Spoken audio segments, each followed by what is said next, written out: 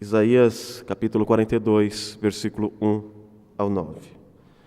Abra sua Bíblia, neste texto, o acompanhe na tela. Este é o texto que nós usaremos para a nossa meditação de hoje. O capítulo 38 de Isaías dá início à seção que os estudiosos chamam de Deutero-Isaías, ou segundo Isaías, segundo livro de Isaías, segunda parte do livro de Isaías fica mais fácil para nós. E nessa segunda parte muita coisa muda. A potência mundial já não é mais a Assíria, mas a Pérsia, que irá derrotar a Babilônia, que derrotou a Assíria.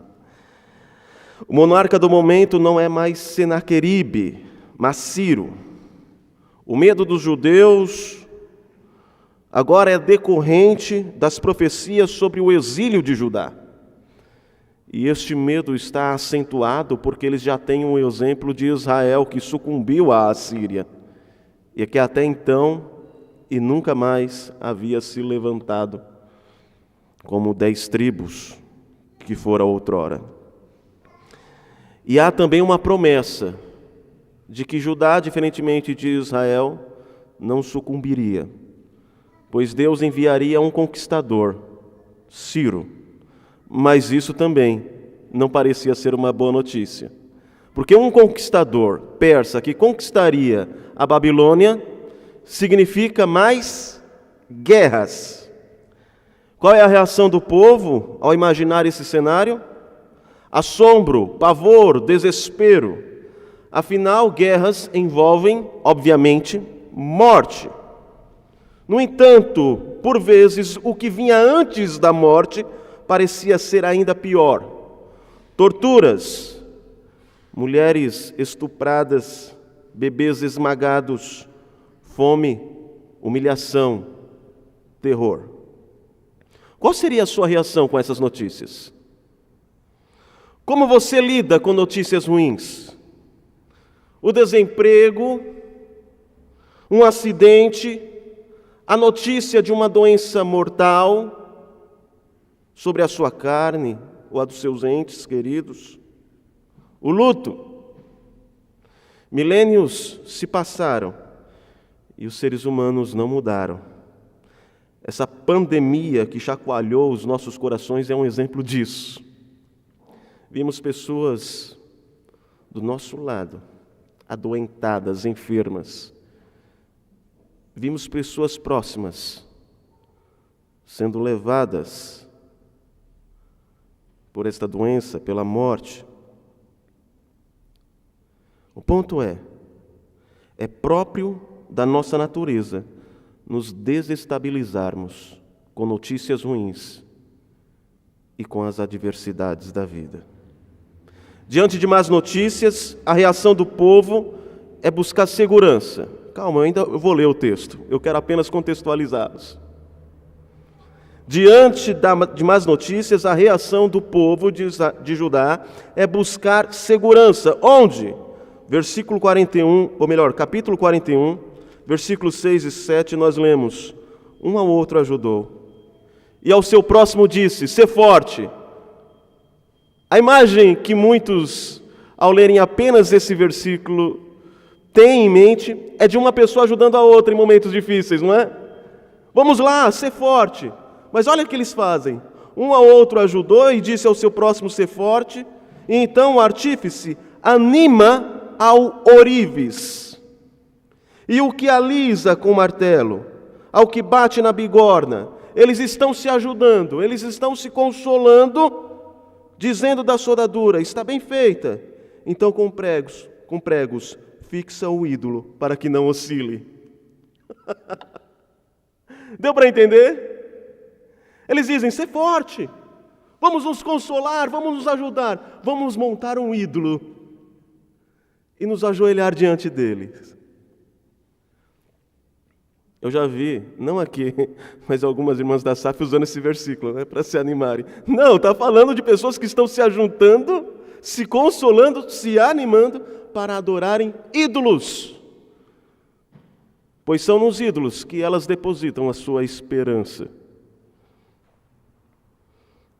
Então Deus desafia os ídolos. Versículo 21 ainda do capítulo 41. Apresentai a vossa demanda, diz o Senhor. Alegai as vossas razões, diz o rei de Jacó. E ele está se referindo aqui aos ídolos. Trazei e anunciai-nos as coisas que hão de acontecer. Relatai-nos as profecias anteriores, para que atentemos para elas e saibamos que se cumpriram. Ou fazei-nos ouvir as coisas futuras. Deus está dizendo, os ídolos podem dizer o que há de acontecer? Os ídolos têm controle sobre a história?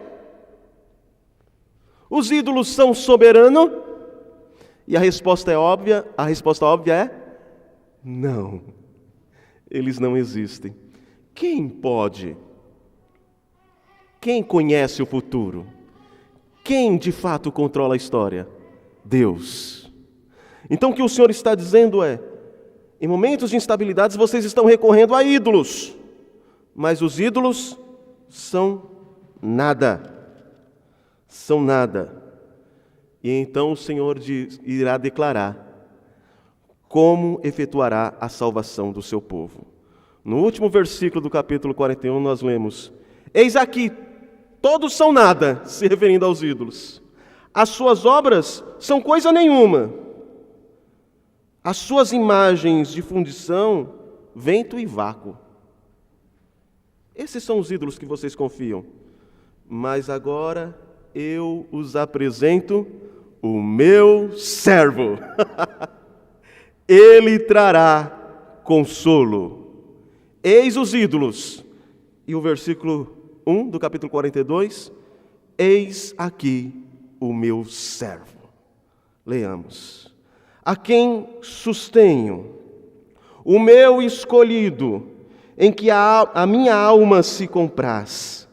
Pus sobre ele o meu espírito, e ele promulgará o direito para os gentios. Não clamará, nem gritará, nem fará ouvir a sua voz na praça. Não esmagará a cana quebrada, nem apagará a torcida que fumega. Em verdade, promulgará o direito. Não desanimará, nem se quebrará até que ponha na terra o direito. E as terras do mar aguardarão a sua doutrina. Assim diz Deus, o Senhor, que criou os céus e os estendeu, formou a terra e a tudo quanto produz, que dá fôlego de vida ao povo que nela está, e o espírito aos que andam nela. Eu, o Senhor, te chamei em justiça, tomar-te-ei pela mão, e te guardarei, e te farei mediador da aliança com o povo e luz para os gentios, para abrires os olhos aos cegos, para tirares da prisão o cativo e do cárcere os que jazem em trevas. Eu sou o Senhor, este é o meu nome. A minha glória, pois, não a darei a outrem, nem a minha honra às imagens de escultura. Eis que as primeiras predições já se cumpriram, e novas coisas eu vos anuncio. Antes que sucedam, eu vos farei ouvir. Amém. Em contraste com os ídolos que não são nada, que são nada, Deus apresenta ao seu povo, seu servo, justo, libertador e compassivo. A lição de hoje, meus irmãos, eu adianto, é: em tempos de instabilidades, quando tentados a buscar refúgio nos ídolos da nossa era, Deus continua a nos revelar o seu servo, justo, libertador e compassivo. Surgem então algumas perguntas em relação a este servo. Quem é esse servo? O que ele faz? E como ele faz? Primeira pergunta: quem é este servo? Eis aqui o meu servo, a quem sustenho, o meu escolhido, em quem a minha alma se compraz. Pus sobre ele o meu espírito, ele promulgará promulgará o direito para os gentios. Aqui está mais uma profecia com dupla referência. Ou seja, essa profecia faz referência a duas pessoas. A primeira referência se cumpriu naquela época, trata-se de Ciro. Mas esse cumprimento foi parcial. Ciro, o imperador persa, conquistou a Babilônia. E o povo estava ansioso, esperando uma guerra terrível. Mas, surpreendentemente, Ciro conquistou a Babilônia sem luta. Simplesmente entrou na Babilônia e os exércitos se renderam. No entanto, essa profecia apontava para um outro libertador que a cumpriria perfeitamente. Você sabe quem é? Mateus, em seu Evangelho, no capítulo 12, versículo 15 ao 21, diz: Jesus se afastou, muitos o seguiram, e a todos ele curou, advertindo-lhes, porém, que não expusessem a publicidade por hora, para se cumprir nele o que foi dito por intermédio de Isaías.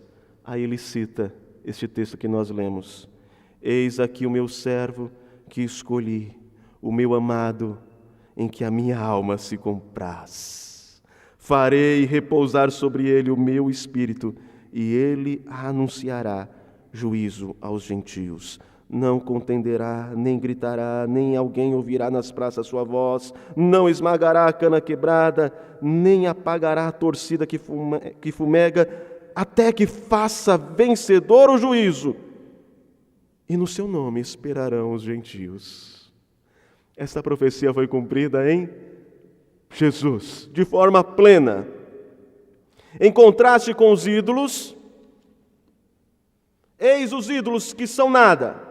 Deus apresenta seu servo, que vai além de Ciro, que é seu filho, Jesus Cristo. Jesus é o servo prometido. É aquele que não veio para ser servido, mas para servir. Como? Entregando a sua vida em resgate de muitos. Jesus é o escolhido, em quem a alma do Pai se compraz, cujo Espírito está sobre ele. Não é por acaso que, ao ser batizado, os céus se abriram e o Pai declarou: Este é o meu Filho amado, em quem me comprazo, em quem tenho prazer. E o Espírito desceu sobre ele. Ali não é por acaso. Ali é um cumprimento desta profecia. Jesus Cristo está mostrando as suas credenciais messiânicas, provando àqueles que estão em volta que Ele é o Messias prometido, o amado do Pai, cujo Espírito está sobre Ele. Em meio a rumores de guerra, face à instabilidade causada pela opressão estrangeira, Deus consola o seu povo dizendo: os ídolos são nada. Olhem para o meu servo, e este servo é o Cristo, de quem Ciro é apenas uma sombra. Onde você busca refúgio? Onde você busca segurança quando as coisas não vão bem? Essa pergunta é uma pergunta séria, é um teste de fé. Em cada era, o mundo apresenta ídolos que nos prometem segurança, justiça e paz nas calamidades. Na antiguidade, a cosmovisão, a forma de pensar da maioria das pessoas e as cosmovisões mais difundidas eram as animistas e politeístas. As pessoas daquela época acreditavam que os deuses controlavam a natureza e determinavam a vitória na batalha. Por isso que eles recorriam aos ídolos. Por isso que eles adoravam os deuses, os ídolos daquelas nações em torno que eram politeístas e animistas. Atualmente, a cosmovisão reinante não é a animista, não é a politeísta, mas a materialista. Nós cremos naquilo que vemos. Esses são os nossos ídolos. A nossa fé, em momentos de instabilidade, por vezes é depositada naquilo que eu posso ver de algum modo. Dinheiro, ciência, cultura, política, ideologia. A maioria dessas coisas são boas e sim, e nos trazem algum alívio. Eu não quero desprezá-las, mas elas não foram criadas para resolver efetivamente o problema da injustiça, opressão, doenças e maldade que causam males a nós. Elas não foram criadas para isso.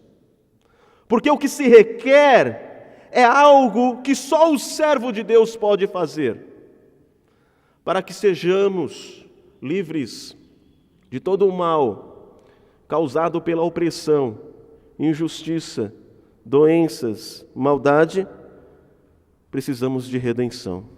Precisamos de alguém que resolva a raiz de todo o mal, que é o pecado. E a ciência não pode nos redimir. A política não pode nos redimir. A cultura não pode nos redimir. Somente o servo Cristo Jesus cumpre com essa missão. Deste modo, Deus nos diz: quando você se sentir instável e inseguro, deposite sua fé, confiança e esperança naquele que te redime da raiz de todo mal, que é o meu servo Cristo Jesus. Os ídolos são nada. Eu os apresento o meu servo. Confiem nele. O servo é Cristo Jesus. E ele faz aquilo que nenhum ídolo pode fazer. Nenhum ídolo de época alguma pode fazer. E o que ele faz? Versículo 4.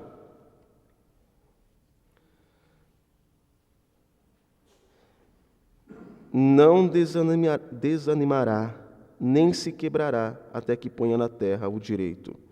E as terras do mar aguardarão a sua doutrina. A primeira coisa que o servo faz é proclamar a sua doutrina, de acordo com o texto aqui. No versículo 1, no finalzinho dele, já é dito que ele promulgaria o direito para os gentios. A palavra direito, que aparece 3 vezes na nossa tradução, é mishba, que significa justiça. A ideia aqui é que esta palavra tem pelo menos 2 nuances. A primeira nuance é a justiça como um atributo pelo qual Deus redime o seu povo, ou seja, a redenção de todo o mal tem um custo, e este custo é uma justiça perfeita. Para que o mal seja redimido, Deus precisa ter a sua justiça satisfeita. E quem pode satisfazê-la? Pois o seu padrão é a perfeição. O que o servo faz? Cumpre com esta justiça requerida de Deus Pai para redimir o seu povo. Só o servo pode satisfazer essa justiça. A segunda nuance desta palavra direito, que significa justiça, é justiça como uma doutrina. O versículo 4 que nós acabamos de ler, ele tem uma relação paralelística. Você tem a primeira linha que diz: nem se quebrará até que ponha na terra o direito. E a segunda linha diz: e as terras do mar aguardarão a sua doutrina. E nós sabemos que essa relação paralelística é a seguinte: você tem uma linha que diz uma coisa e a segunda diz a mesma coisa com outras palavras. E o correspondente na segunda linha para direito ou justiça é doutrina. A segunda nuance é que esta justiça não é só feita, realizada através da obra de Cristo, mas também é proclamada como uma doutrina. O que o servo faz, que nenhum ídolo pode fazer? Ele cumpre a justiça de Deus por meio de sua obra, de sua vida e de sua morte na cruz. Ele vive uma vida total de obediência. E na cruz, paga a nossa dívida. Ele cumpre, portanto, com a sua obra a justiça de Deus Pai. E ele também a proclama como uma doutrina. O que é isto, senão um evangelho? Pregado em obras e em palavras, pelo próprio autor do evangelho. Afinal, a justiça de Deus se revela no evangelho. E a quem o servo faz justiça? Quem são os alvos de sua obra de justiça? Quem são os receptores desta mensagem? No final do versículo 4 nós lemos: e as terras do mar aguardarão a sua doutrina. Terras do mar. Sabe o que significa isso? Gentios. É nesse sentido que ele promulga o direito aos gentios. Ele cumpre com as exigências justas de Deus Pai e prega não só aos judeus, mas os seus eleitos espalhados pelo mundo. E há uma expressão aqui nesse finalzinho muito importante que e as terras do mar aguardarão. Aguardarão representa um anseio, ainda que inconsciente, da humanidade por sua doutrina. Hildebrandt, um estudioso do livro de Isaías, diz: há no mundo um desejo profundo, insatisfeito, que só pode ser atendido pela doutrina de Cristo Jesus, pelo Evangelho. Como assim, pastor? Veja, o ser humano é escravo do sentido. Ele busca sentido para a sua vida. Ele vive em busca de algo que o direcione na vida, na existência. Já dizia Cazuza, ideologia, eu quero uma para viver. Eu quero algo que me dê esperança, que me direcione, que explique o motivo pelo qual eu estou aqui, para onde eu devo ir. E há alguns que negam o sentido, dizem: não, nós não precisamos de sentido para viver. Esses que negam o sentido, geralmente, vão em 3 direções. Eles se contradizem, não é? Francis Schaeffer, certa vez conversando com um rapaz que dizia: não, o mundo não tem sentido. Ele era um niilista.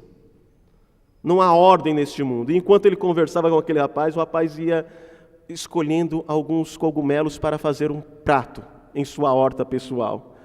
E o Francis Schaeffer o interrompe e diz assim: o que você está fazendo? Ele falou assim: eu estou escolhendo os melhores cogumelos. E considerando também que alguns são venenosos. Opa, se não existe ordem no mundo, para que escolher? Pegue qualquer um. Você percebe que quem diz não há sentido no mundo acaba se contradizendo nas coisas mais simples. A segunda opção para quem diz não tem sentido é enlouquecer, a semelhança de Nietzsche.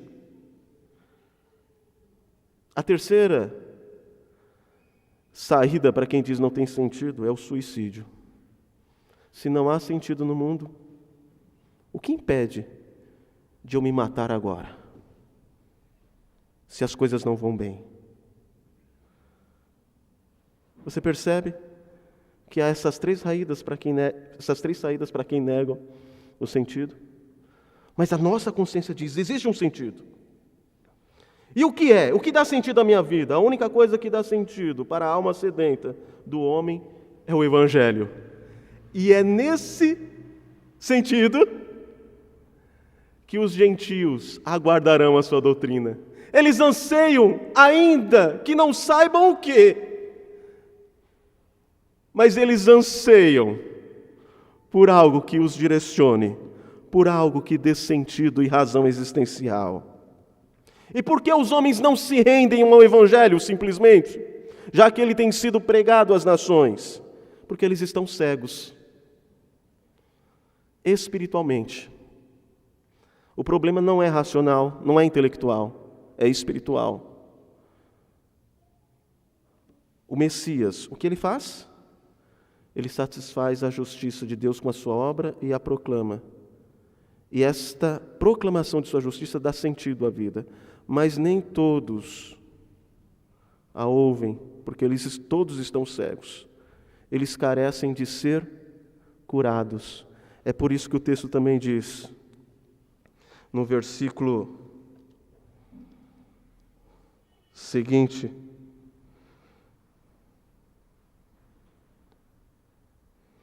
versículo 7, que ele abriria os olhos dos cegos, para tirares da prisão o cativo e do cárcere os que jazem em trevas.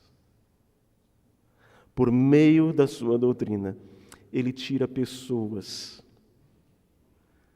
que achavam até então que alguma filosofia ou ideologia poderia dar sentido para a sua vida e foram, na verdade, lançadas em trevas.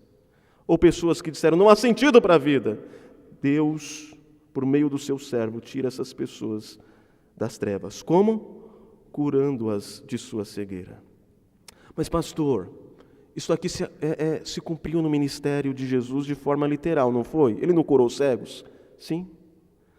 Mas, ao curar cegos, Jesus não tinha um fim em si mesmo ali na cura.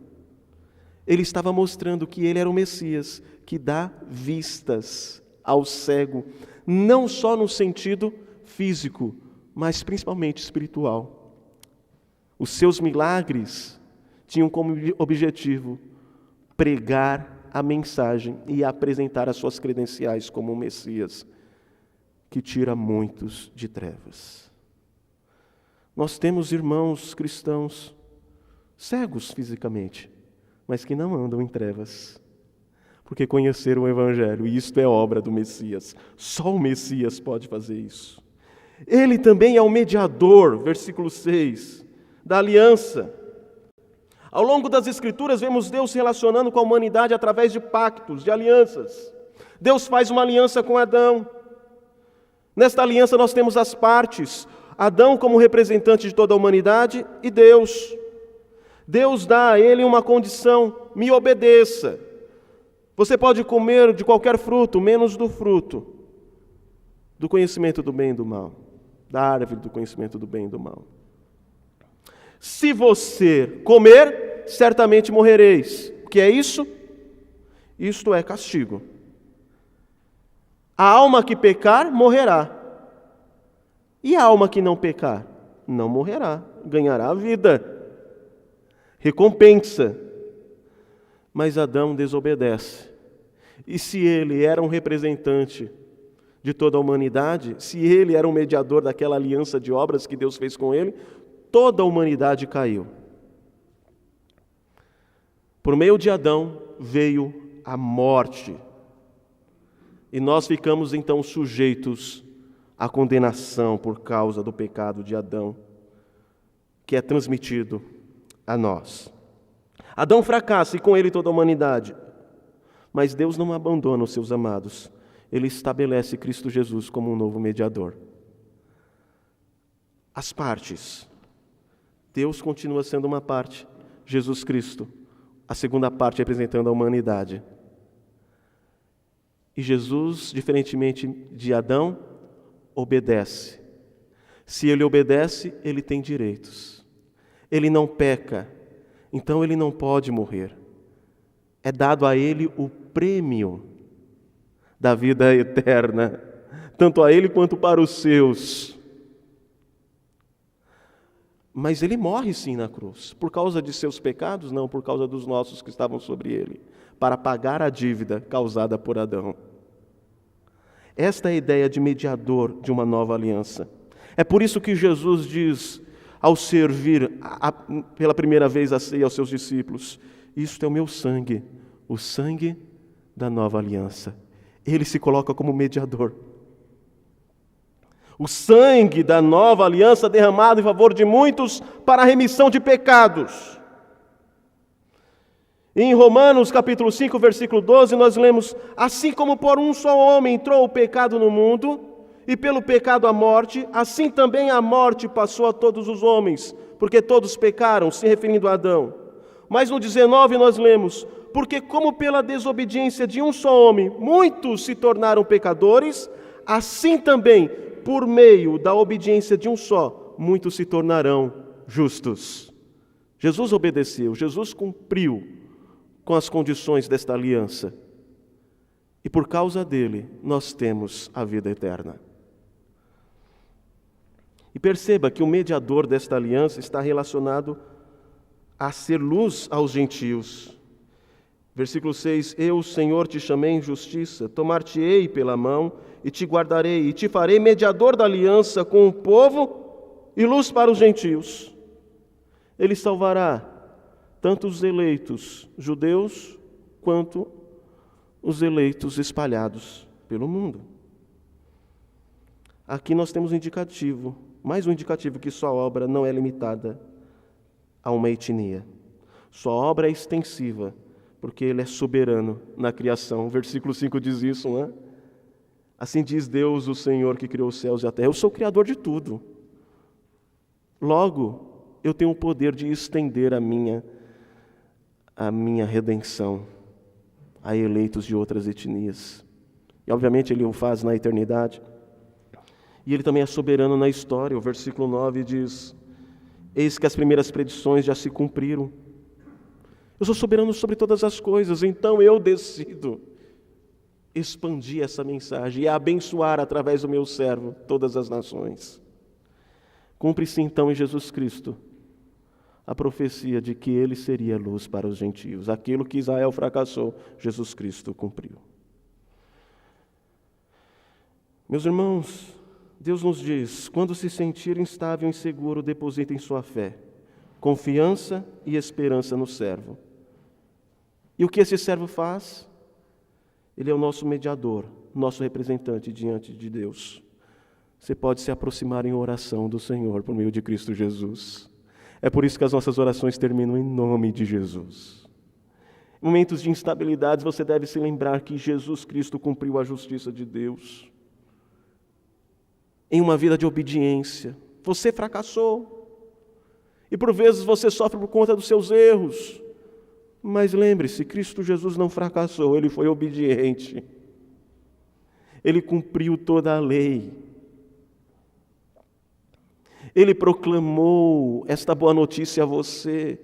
Isso significa que você é a ovelha dele, que ouviu a voz. E ele promete que as minhas ovelhas ouvirão a minha voz e nenhuma delas se perderão. Então tenha esperança nisso. E lembre-se, ele curou a sua cegueira, ele te tirou das trevas, ele te transportou para a maravilhosa luz. E ele te inseriu em um povo redimido, composto de várias línguas e nações. Até aqui vimos quem é o servo e o que ele faz. Mas por fim, como ele faz? Quais são seus artifícios, sua estratégia, seu método? Versículo 2: não clamará, nem gritará, nem fará ouvir a sua voz na praça, não esmagará a cana quebrada, nem apagará a torcida que fumega. Em verdade, promulgará o direito, a justiça. Não gritará. A ideia aqui é não berrar. E o berrar aqui sugere aquele que assusta. Você já viu alguém numa discussão ganhando no grito? No futebol tem muito isso, né? Quando a gente brinca, alguém se exaspera e fala: fulano só ganha no grito. Porque assusta, intimida. Jesus não faz isso. Ele não cumpre a sua obra intimidando os seus. Ele não berra, não clamará, não levantará a voz. Isso indica uma tentativa de dominar, calar os outros. Aquela pessoa que levanta a voz, fala mais alto para que os outros, intimidados agora, abaixem a voz. Jesus não faz isso. Não fará ouvir a sua voz na praça. Aqui sugere autopromoção. Quem vai à praça e chama a atenção para si. Jesus não faz isso. Jesus Cristo é o servo para quem nós devemos olhar em momentos de instabilidades. Jesus Cristo é aquele que faz o que nenhum ídolo pode fazer. E como ele faz? De uma maneira mansa. Diferentemente de muitos de nós. Você já viu algum vídeo na internet daquele juiz, o Frank Caprio? Já ouviu? Já viu? Talvez você tenha visto e não tenha associado o nome. Frank Caprio tem 84 anos. É um badalado juiz de Rhode Island. Ele tem alguns julgamentos que são televisionados. E sabe por que esse programa é muito assistido? As pessoas explicam. Porque ele trata os réus com justiça e misericórdia. É comum alguém se aproximar dele e dizer assim: eu queria ser julgado pelo Senhor, porque eu tenho visto você na televisão e eu sei que você é justo e compassivo. Você se interessa por ouvir a minha história. O último vídeo que eu assisti foi uma jovem que se apresenta no tribunal abatida, triste. E com o caso nas mãos, o juiz diz: Gladys, o que vamos fazer com você? Olhe para essa moça, inspetor, se referindo ao inspetor de polícia que está do lado. Ela tem 9 violações, 9 semáforos vermelhos e excesso de velocidade. Então, em lágrimas, a moça começa a se explicar. Gladys é uma recrutadora em uma agência de trabalho. Suas multas se deviam a várias fugas de uma relação envolvendo violência doméstica. Com a voz embargada, ela declara: eu fiz muitas dessas coisas fugindo de alguém que costumava me perseguir com a minha filha de 9 anos. Após ela dizer isso, o juiz muda a face e a ouve até o final. Muito raro isso, não? Ele então dá o valor da multa, mas ao mesmo tempo se dispõe a ajudá-la, dando cheques doados por filantropos, pagando mais da metade da multa. Ele diz: eu percebi que você também não tem condição de pagar essas multas, mas eu recebi algumas doações que eu gostaria de repassar para você, para te ajudar. E ele paga mais da metade das multas. Depois do silêncio daquela mulher, lágrimas, e por fim ela fala: o senhor permite eu te dar um abraço? Aquela mulher quebrada pela vida, pela agressividade de um ex-marido. Aquela mulher, sim, tinha quebrado várias violações de trânsito, mas agora ela encontrou compaixão. E ela não pode fazer nada a não ser dizer: posso te dar um abraço? Sabe por que relatos assim nos comovem? Porque essas pequenas luzes, vistas em homens imperfeitos, são vistas de forma plena e radiante na pessoa de Cristo Jesus. Cristo Jesus é aquele por quem nossa alma anseia. Somente nele vemos perfeita misericórdia e compaixão. E isso fica claro na continuação da descrição de seu ministério. Ele não esmagará a cana quebrada. Me diga, qual a utilidade de uma cana, de um caniço, de uma bengala rachada? Qual a utilidade daquele cabo de vassoura que você quebrou, se esforçando para limpar o chão? Nenhuma, você joga fora. Mas o Messias, o servo do Senhor, diz: nenhum dos meus eu trato como inúteis. Eu não ignoro ninguém. E ele não quebra aquele que já está rachado. Ele traz para perto. Ele não apaga a torcida que fumega. A ideia ali é o pavio já está esmorecendo, acabando. Ele não vai lá e torce de uma vez, não. Ele não liquida aquele que avançou muito em direção ao aniquilamento. A intenção do profeta aqui é nos dar um vislumbre de um ministério manso, não agressivo nem ameaçador, mas de um ministério manso e compassivo. E você diz, mas isso vai dar certo? Porque no mundo em que nós vivemos, nós devemos nos impor, e até mesmo na igreja, falar alto, brigar pelas coisas certas, não é mesmo? Será que este método deste servo vai dar certo? Vai dar sim. Quem garante é o próprio Deus. Versículo 4. Ele não desanimará, ele não irá sucumbir, ele permanecerá com este método até que ponha na terra a justiça. Ele não vai dizer assim, não, esse negócio de ser manso, humilde, não está dando certo, vou mudar. Não, ele vai continuar até o final como ele é. Manso, compassivo. E assim ele o fez em sua primeira vinda. Quem garante isso que vai dar certo? Versículo 5. O Deus que criou os céus e que formou a terra e tudo quanto produz, aquele que dá fôlego à vida, aquele que dá fôlego de vida ao povo e espírito aos que andam nela. Esta é a garantia. O Senhor, Yahvé, é Ele que diz, este método vai dar certo. E por que as coisas têm que ser assim? Versículo 9. Eis que as primeiras predições, ou melhor, versículo 8.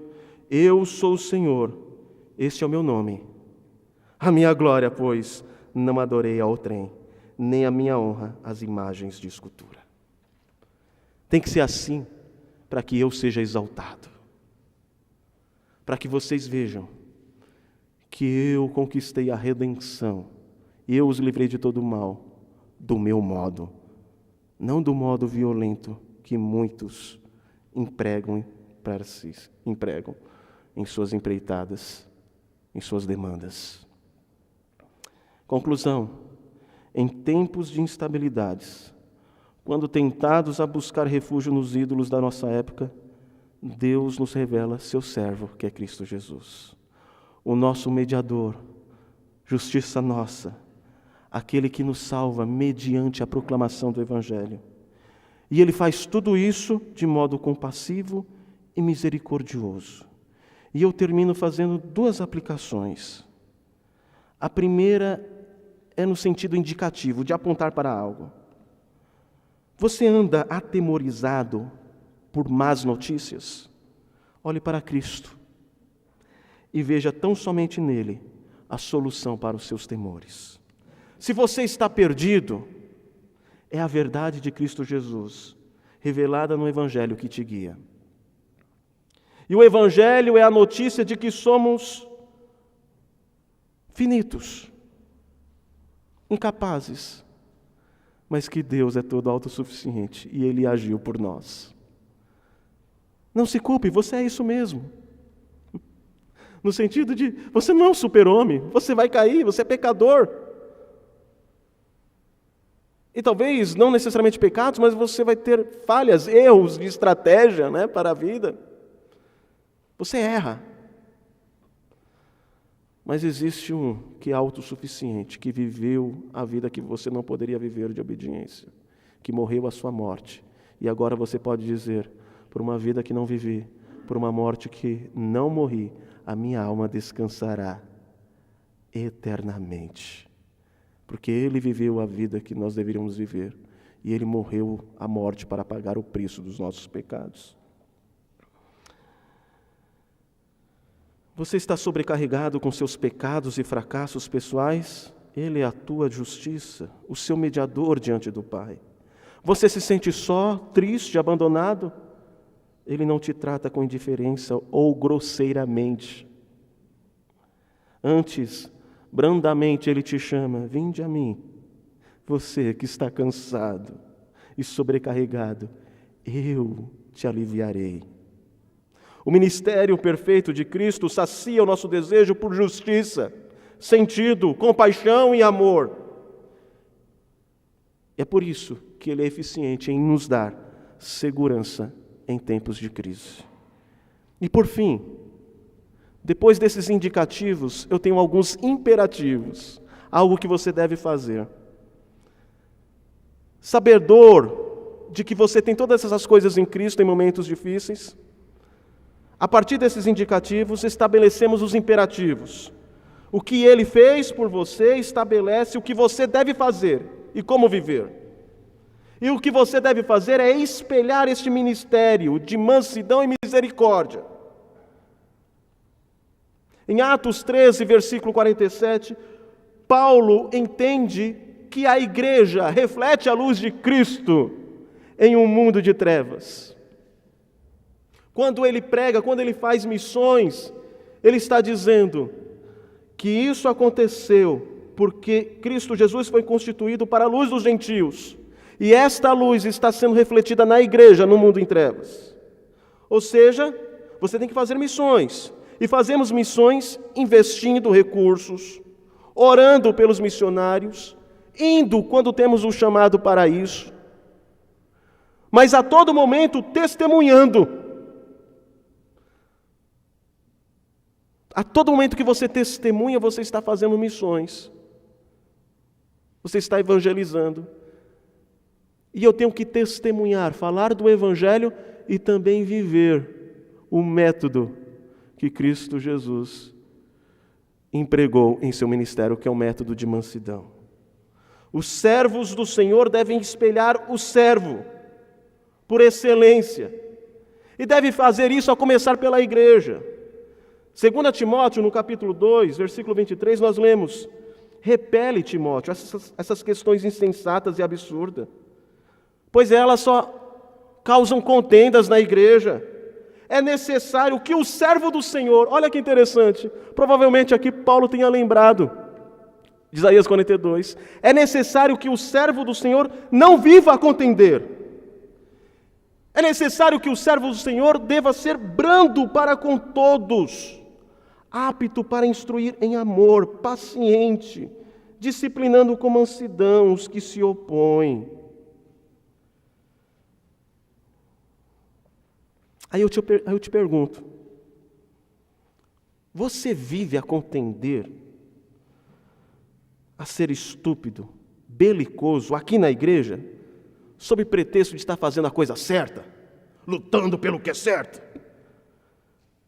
Como você quer me convencer que você é testemunha lá fora deste método manso de Jesus Cristo, se aqui na igreja você briga por tudo, é estúpido, ignorante?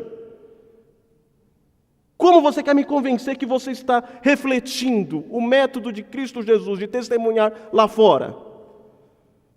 Eu duvido muito. Se aqui você não vive isso. É inadmissível, meus irmãos, um crente, principalmente quem ocupa a liderança, que seja beligerante. Se há, a causa para isso pode ser: você é um crente imaturo, não deveria estar liderando, ou você se afastou de Deus e precisa confessar seu pecado, se arrepender e retornar para o Senhor e ter como paradigma, como modelo, Cristo Jesus. Ou você não é convertido. Você acha que é convertido, mas não é. Você está enganando os outros e a si mesmo. Ir à igreja, botar uma Bíblia no braço não é sinal de conversão. É mais do que isso. É proclamar o Evangelho. A justiça que Cristo Jesus proclamou. E também ratificou em sua obra, mas do método dele. E a todo momento, com mansidão, sem gritar, sem esbravejar. Tudo bem, eu estou gritando aqui, mas é para você entender. Eu me empolguei. Por isso eu te convido a olhar para o seu Redentor e ter nele um paradigma para todos os seus relacionamentos e ter nele um padrão de beleza a ser copiado. Ele não clamará, ele não assustará ninguém, nem gritará, Ele não irá submeter os outros e nem vai ganhar discussão nenhuma no grito. Ele não fará ouvir a sua voz na praça. Ele não tomará o direito da palavra para se autopromover, porque ele não esmagará a cana quebrada, nem apagará a torcida que fumega. O Senhor Jesus é assim com você. Seja assim com os outros. Amados, amam. Não podemos viver diferente. Amém.